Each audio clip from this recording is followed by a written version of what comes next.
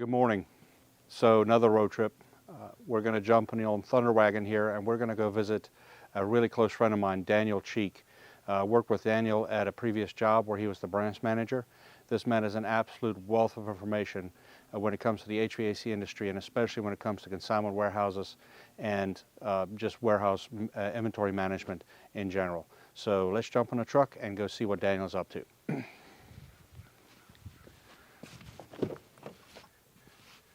Oh my God, what's that smell? Oh, kids' cleats.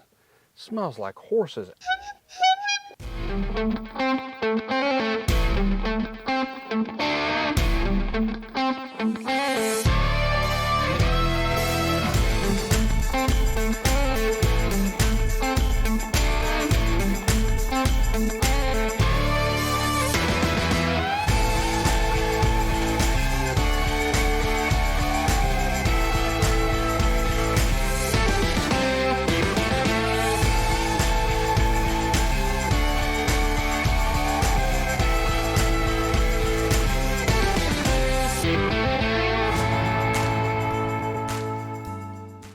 All right, everybody, just like I promised, this is going to be a fun one. A good friend of mine, Daniel, that I've worked under, he was the branch manager at Virginia Air when I worked there, and an amazing individual, probably one of, in my opinion, one of the titans of this industry. He knows a lot about a lot. So, Daniel, thank you for sitting down with me, and I appreciate it. Hope I'll live up to that introduction.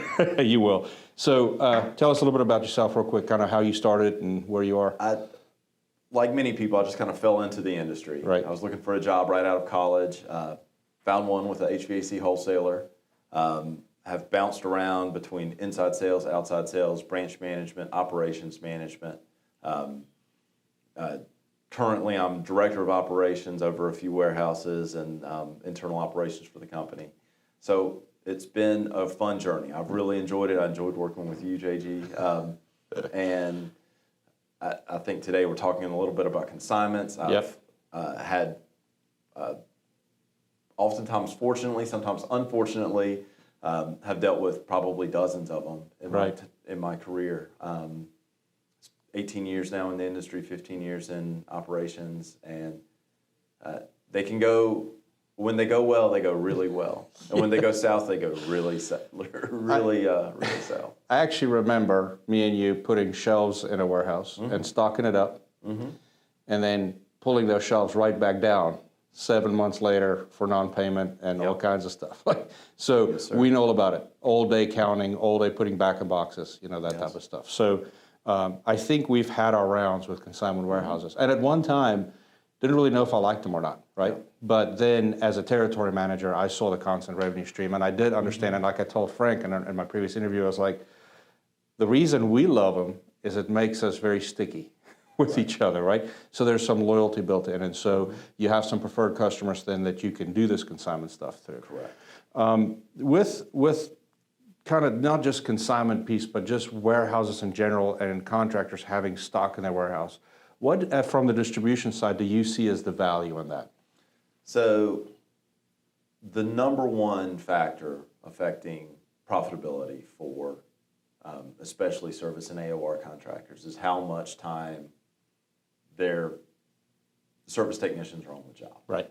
And so anytime you can put the material that you're going to need for the job closer to the job itself, right, the more time you can be out there, the more essentially billable hours you can generate in a day. Right. And so the value to the contractor without a well-managed inventory system, whether it's consignment, maybe vendor-managed inventory is another solution, or you just have really tight control over your product. You have most of, if not all of, what your employees are going to need for any given day already on site, already either at the job site or at the shop.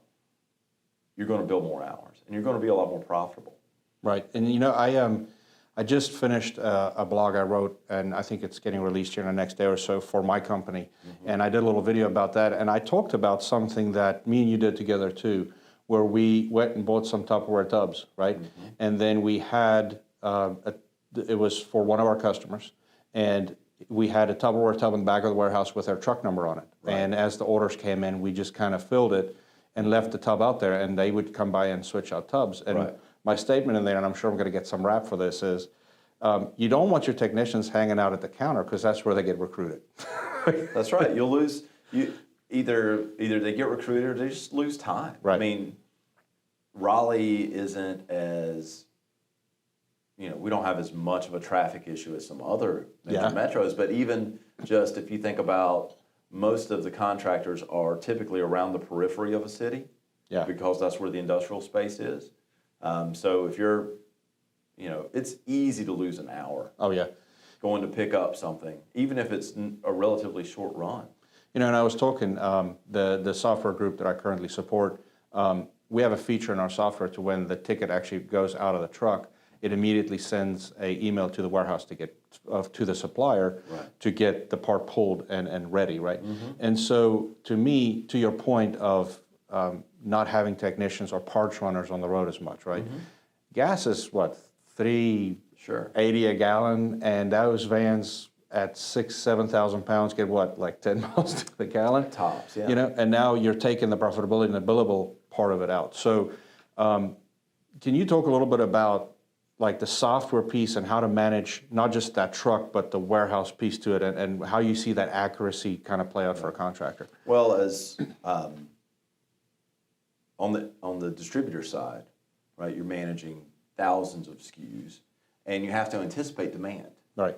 So you're using your historical data to anticipate future purchases so that you have the product on the shelf when you need it. Because if you don't have the product on the distributor side, you're not going to make the sale, period. Right. There's no back stock.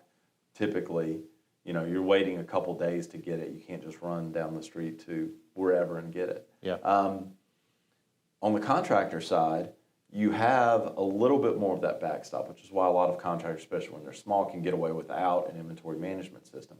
But when suddenly you have hundreds of SKUs in your warehouse, typically not thousands, but hundreds of key products, and you're spending, if you think about the revenue lost from a technician going to a supply house, wasting an hour total, it's $250 probably, right, in a billable hour.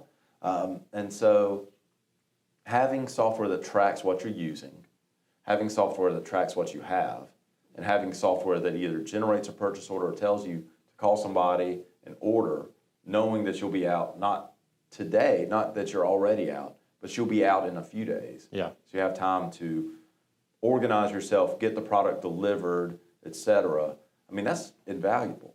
If you think in a given day, in just one day, typical contractor running 4 trucks, it's easy to lose $1,000. Oh, yeah, absolutely. In a day, Yeah. and then you think 5, 6, maybe you can't complete a call on the weekend, right? Because you don't have any way of accessing the material on an emergency call.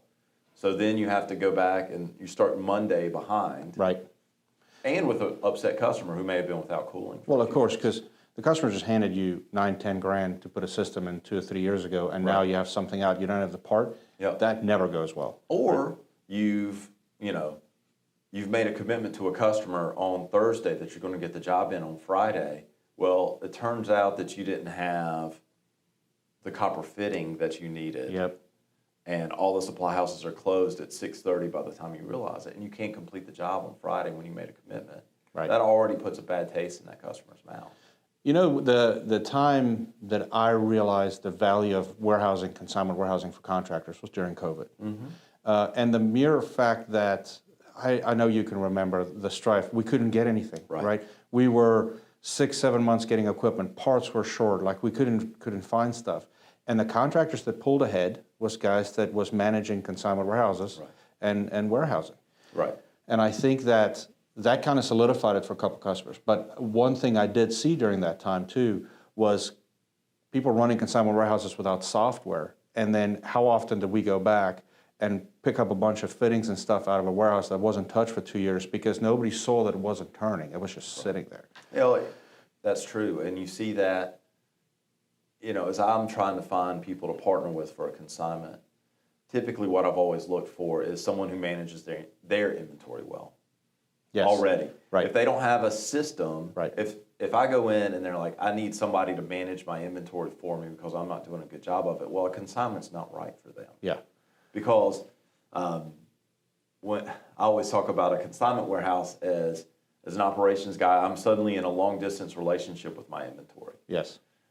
And if there's not somebody that I can trust at the other end of that relationship, it's just not going to work. It's never. And so I have to really think about, okay, are they going to monitor what's coming into and going out of this warehouse? Do they have the record keeping necessary to bill themselves for the product? Because that's typically the way it's done. It's a little bit of an honor system, and then you go back and catch it. And that go back and catch it can be very disruptive to a relationship. Right. You know, and that was always, we had a couple of customers we had consignments with, and that was all, I hated that day. So I knew I scheduled lunch or breakfast that day because I had to go give the news over, lunch, because it was, and it always, and actually we lost a fairly large account because of this. It was not that the customer's doing anything wrong. It wasn't that we weren't necessarily doing anything wrong. There was a person on the counter that didn't care what went across the counter at their location and didn't sign out some things and would just hand fittings across. And then it's bad for the owner because he's like, well, I don't expect a $10,000 bill this month because the work didn't justify it. And we're like, we want either our stuff or our money back. Well, and one of the downsides, one of the difficulties that we run into with consignments is the easiest time to count is when the fall in the spring. Yes. The easiest time to reconcile all the counts is at the time where it's not as busy. Right. Well, that's also the time when the contractor can typically at least afford a write-down. That's when the revenues are the lowest. Yeah, absolutely. So we had a large customer that I brought on board that consigned a ton of equipment with us. Mm-hmm. And I can remember his statement, and he did it because of COVID, right? Mm-hmm. Because the equipment, he understood very quickly that if he had it, he was going to get the sale, and a lot of guys didn't. So we made that decision to do that with him. It was a fairly large stretch for us as a company, and he was good. It was a great customer. Still, I'm sure one of the best customers in this area.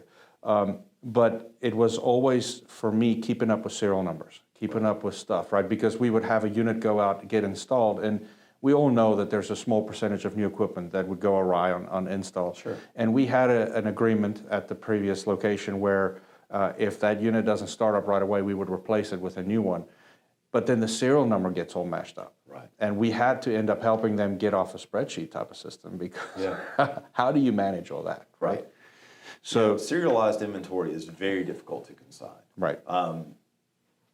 It happens. You can do it. It has to be, basically, that customer has to be more or less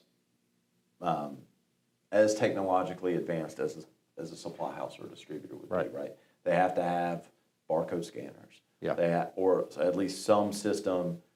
They're maintaining stickers on pull sheets and sending them up, and the inside staff, the dispatchers or somebody in the office accounting is entering those, because it will get sideways. It really doesn't matter to us. Well, it'll always go sideways to a certain extent. Yeah. I actually ran a consignment at one particularly large contractor that was actually staffed by the distributor. So it was big enough that it justified it. But, they had serialized equipment, but it was managed by the distributor. Yeah. And that was maybe the smoothest one that I've done. But again, that was, everybody knew the left hand knew what the right hand was doing on those. That was an interesting scenario. In any case, when you have, one thing to remember about consignments is that the good news for the contractor is that they're not tying up their working capital, right? That's right.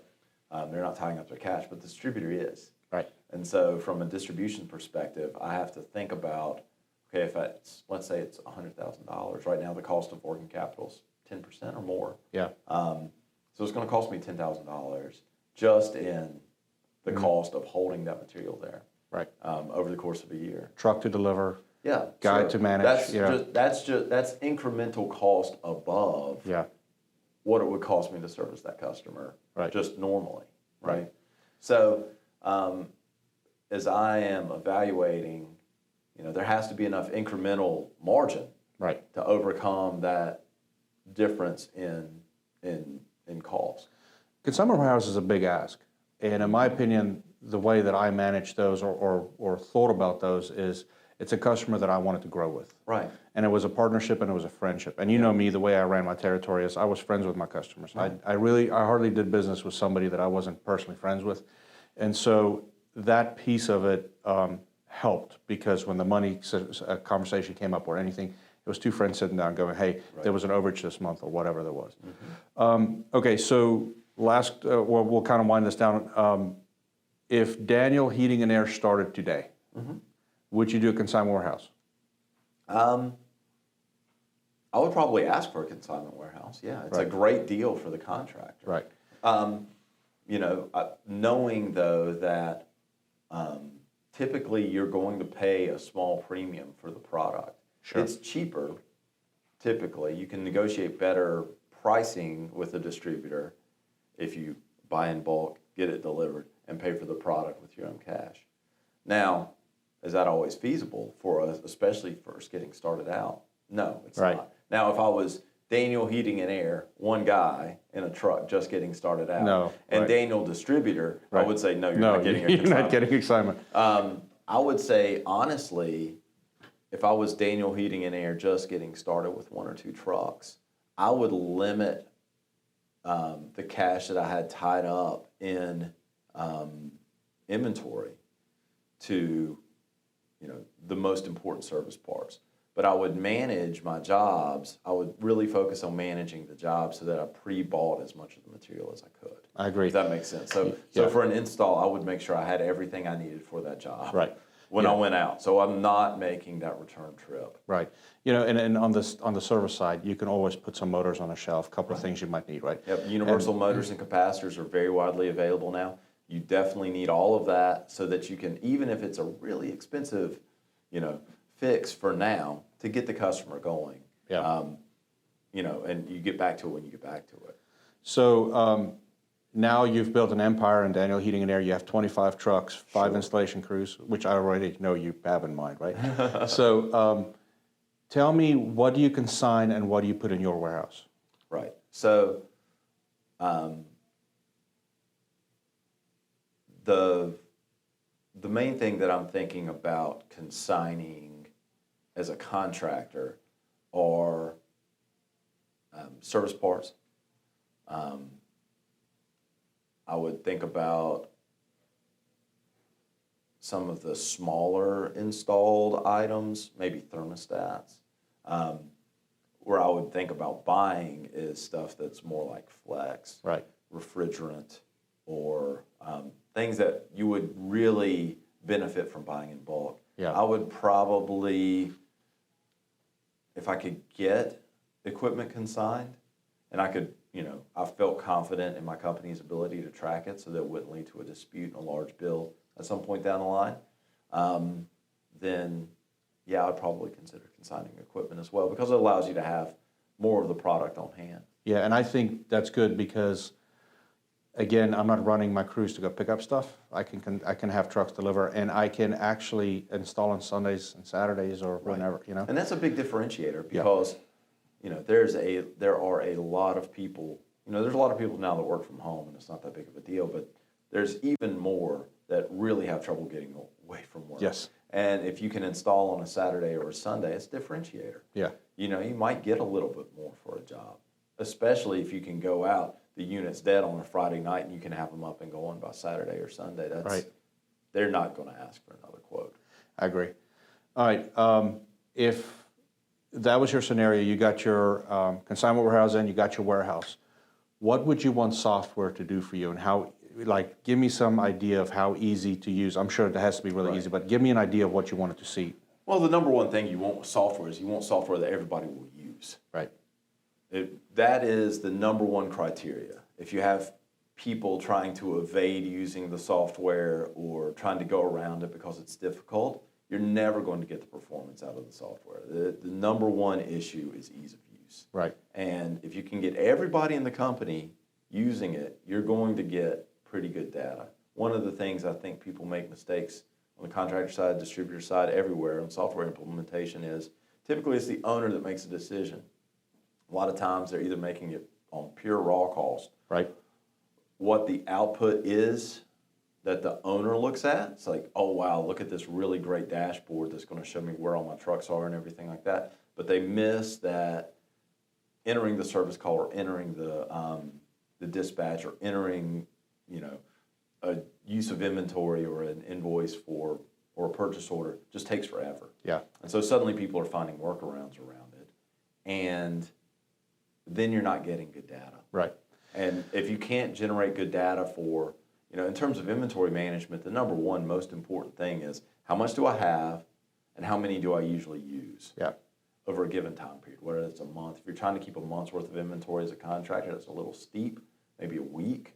But how much do I usually use in a week? Maybe you keep 2 weeks on hand based on that. But you have to be able to track what you've used. To track what you've used, it's got to be easy because a typical install is going to use 20, 30 lines worth of material. You've got to be able to put all that in pretty easily.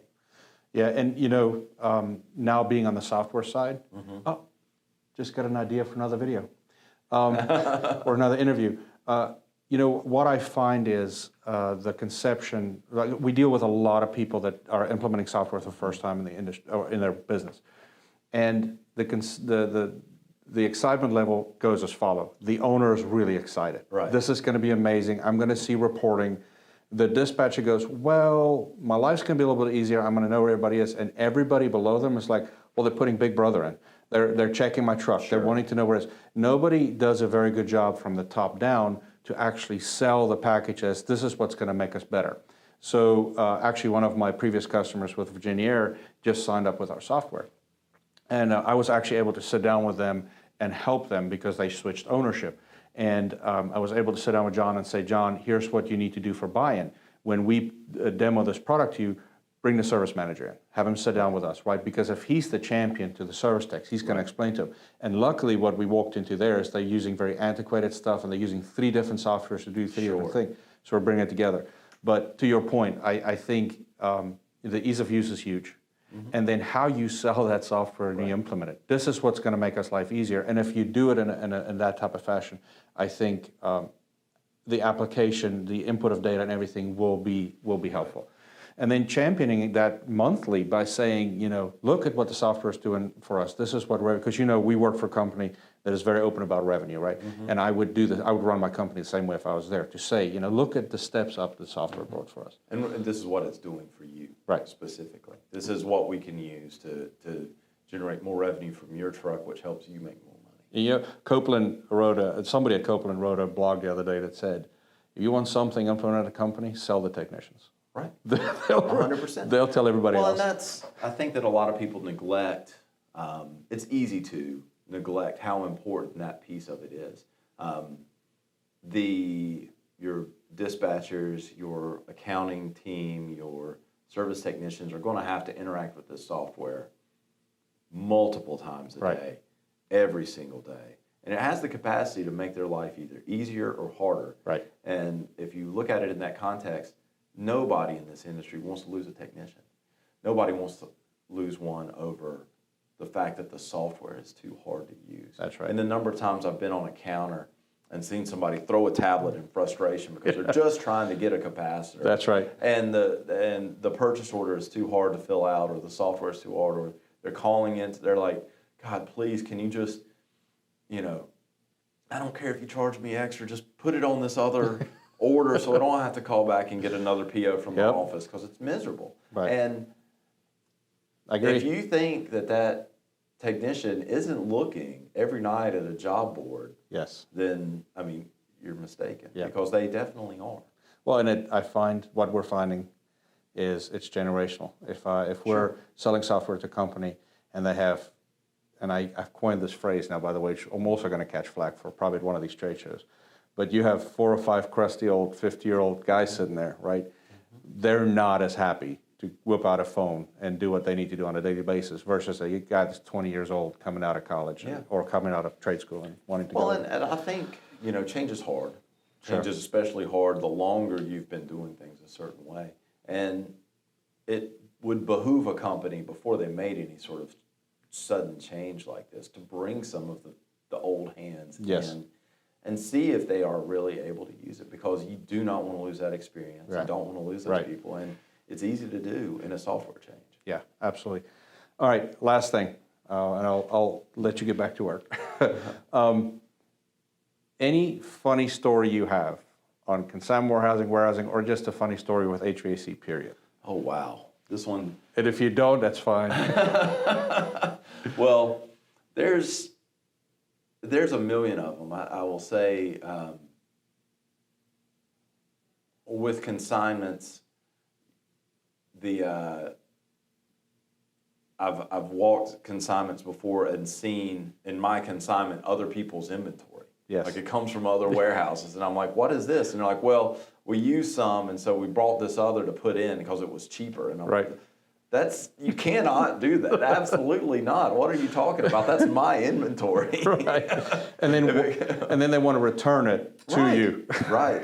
You know, and there's been lots of instances where people can't, they conceptually they can't understand the difference between the replenishment order, which is not an invoice, we're just moving material to replenish your consignment, versus the invoice. Why don't they match? Mm-hmm. Well, you were overstocked on this, or we were out of it, or whatever, you know. And it's none of it's particularly funny. I've lost some really good customers over either maybe I didn't explain it well enough, or conceptually they couldn't wrap their heads around it, or just flat out they weren't controlling the inventory. And like, well, I know you say there were supposed to be 35 condenser pads here, but there's only 17, and I don't know where they went. Obviously, It's your fault, you know. Right. And well, they're just out behind a barn with no fence or anything. I mean, what do you think happened to them? They're under trash cans in the neighborhood next door. Right. They could be anywhere. Right. And you know, it's not particularly funny, but it is a cautionary tale. Yes. For if you're thinking about doing a consignment or anything that's going to require really strong control of your inventory, then you need to know who you're getting, who your partners are there. Right. So I'll finish up with a funny story, and I think this is really close to the time that we started working together. Mm-hmm. And I think you may know this story, but I can't remember, and we're not going to name names because it gets hairy, right? So we went down with our mutual old boss, Jeff, and went to see this customer because there were some issues on just some miscommunication stuff. But this customer really loved pets. He had a ton of pets in his office, different, like exotic type of stuff. And he used to love to wear bib overalls, and we were sitting in this very tense meeting, having this conversation, him and his son, and me and Jeff, and we were all talking about, you know, kind of what the situation was, what we're going to do to fix it. And at one point, it was right towards the customer was getting frustrated, you know, and then we were just, and you know, Jeff's cool as a cucumber just sitting there. And at that very moment, 2 sugar squirrels jumped out of this guy's bib overalls. Yeah. And went all over this meeting, and chaos ensued. And I can remember looking back, because you don't know what it is. I mean, they're homeless, but it just happens, right? Yeah. And I can remember looking over, and Jeff just sitting there, you know, taking it into Sounds consideration. about right. And as soon as everything calmed down, he said, I think we're good here today. And walked out of the office. So there's a ton of those stories we have. But Daniel, thank you so much for sitting down with me. It was great catching up with you. Tell Jane and the kids we say hi. And if there's anything we can help you guys with on the software side, please give us a holler. Yeah, absolutely. All right. Thank you so much. Thank you. All right.